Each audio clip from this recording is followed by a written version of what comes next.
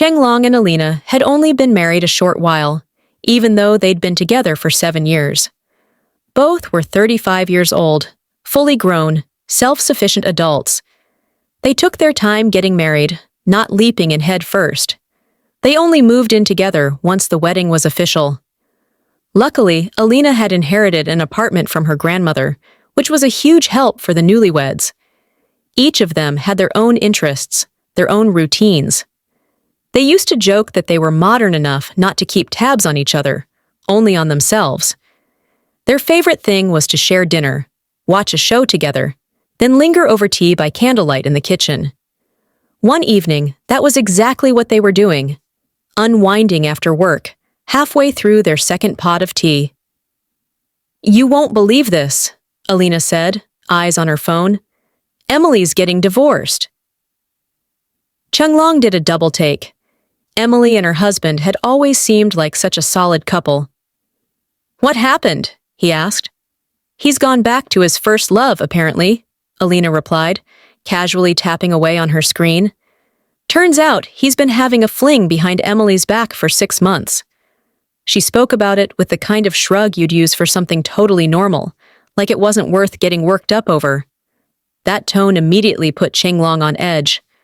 "So," Long said, eyeing her, "would you ever forgive me if I cheated?" Without looking up, Alina shot back, "Are you planning to cheat?" "No," he snapped, "and I wouldn't forgive you either." "Don't worry about it," she said, sounding bored. Long didn't like where the conversation was going, so he just shrugged and walked out of the kitchen. But that little exchange got stuck in his brain and kept bothering him.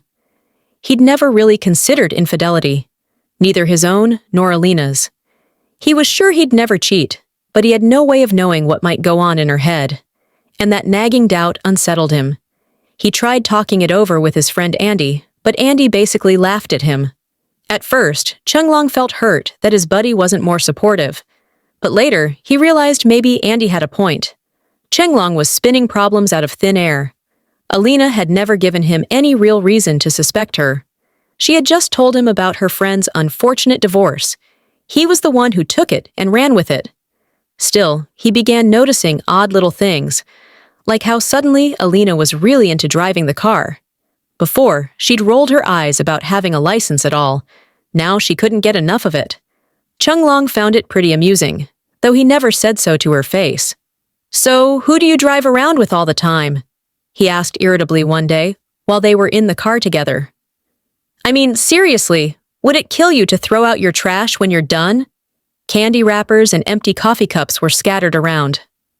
"Oh, that's just Emily," Alina answered, trying to calm him down. "She's been such a wreck because of her divorce. I'm not about to nag her about leaving trash." "Then at least pick it up yourself if you're using the car." Alina reached over and gently touched his shoulder. Long couldn't help a slight smile. He truly loved his wife and could never stay mad for long. In the end, the pile of crumpled coffee cups and sugar packets didn't matter. He'd just toss it himself.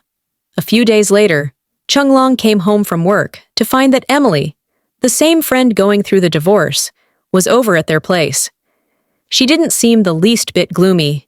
In fact, she looked downright cheerful. So Long was happy for her. Maybe things weren't as bad as he'd assumed. She greeted him with a big hug and a friendly pat on the back. They chatted briefly, and he started heating up leftovers. Alina was smoking on the balcony, so he left her to it. Emily poured herself a cup of coffee, took one sip, and made a face. "Oh, you want sugar?" Long asked. "Let me grab it." "Oh, no thanks," Emily said, grimacing.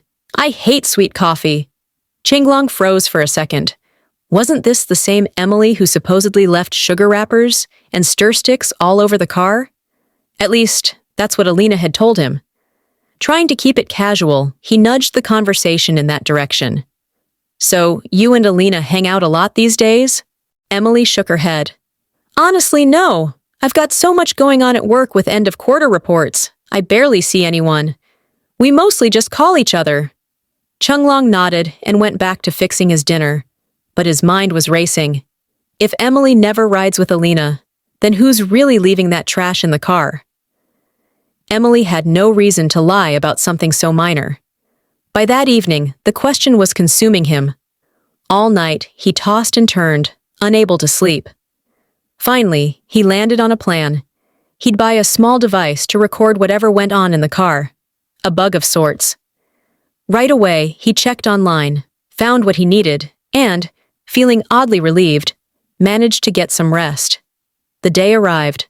Chunglong had the bug in hand. He read the instructions, tested the recording feature, then hid it beneath the driver's seat. Now, all he could do was wait for Alina to borrow the car again. Surely, if she was giving rides to some mystery passenger, he'd catch it on tape. Sure enough, just a couple of days later, Alina announced she was taking the car to help Emily with some divorce-related errands. Chunglong forced a casual smile, though inside, he was practically giddy.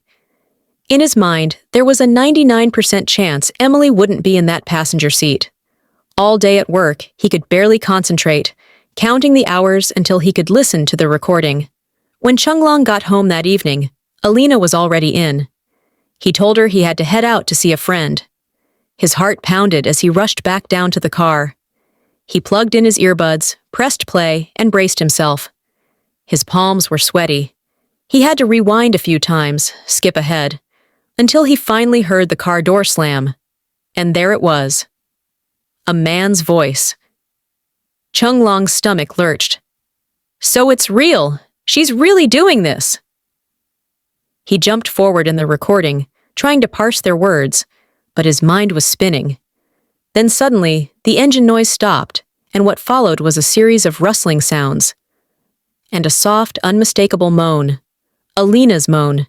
Chunglong yanked the earbuds out, breathing like he'd just sprinted 100 yards. He realized he was gripping the steering wheel so hard his knuckles were white, staring into space like a lunatic. After a moment, he decided there was no sense dragging it out. He had proof, and he was done. With the recorder still in his hand, Chunglong went back upstairs.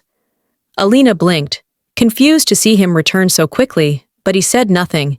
He handed her his earbuds, waiting until she put them on. Then hit play. Her face went pale as she understood what she was hearing, what he knew. In that moment, everything was over. As Chunglong had warned, he would never forgive her. And she didn't ask him to, either. The apartment was in Alina's name, so Chunglong packed up what little he could and moved out, crashing on a friend's couch until he found a small room to rent. Through mutual acquaintances, he heard bits and pieces about Alina's life. She apparently sold that apartment and moved someplace else, presumably closer to her new boyfriend. Chunglong guessed any fantasies he might have had about her life going downhill never came true. She seemed to be doing all right. Eventually, Chunglong realized he had to let go and focus on moving forward too, stepping past that painful chapter and leaving all the heartbreak behind.